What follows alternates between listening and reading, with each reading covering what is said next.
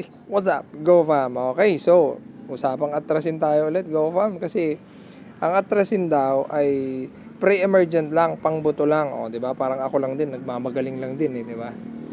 Subukan mo kasi para matry mo kasi akala ko din dati yan ganyan eh. Pero ako na. Ako na go fam ang gagawa para sa inyo. Okay, so ito, nag-spray na tayo. Shout out nga pala sa may-ari nitong driveway na to. Okay, magpadamo ka na kasi madamo na. Okay, so eto go fam, yung nasprayan ng atrazine. Malalaki na. Yun. So, iba-iba yung damo natin dito. Wala nga lang tayong broadleaves dito go fam.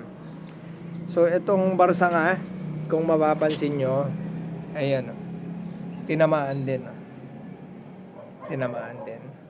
Pero yung parang gamo sa go fam, ang namatay ka agad. Ito. Patay agad. Oh.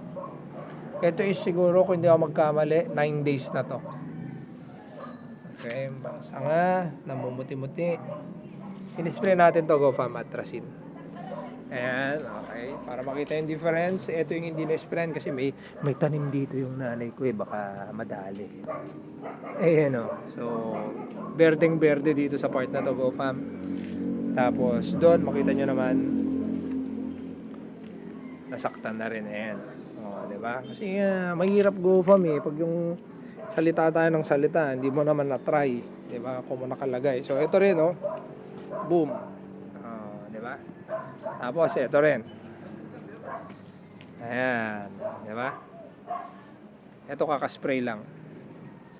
Clearmore naman yung spray natin dito go fam. Yan, may puti-puti pa. Okay. So, update ko kay go fam. Okay, selective pre-emergent, ibig sabihin pang buto pero gumagana pa rin. So as post-emergence go fam. 'Di ba?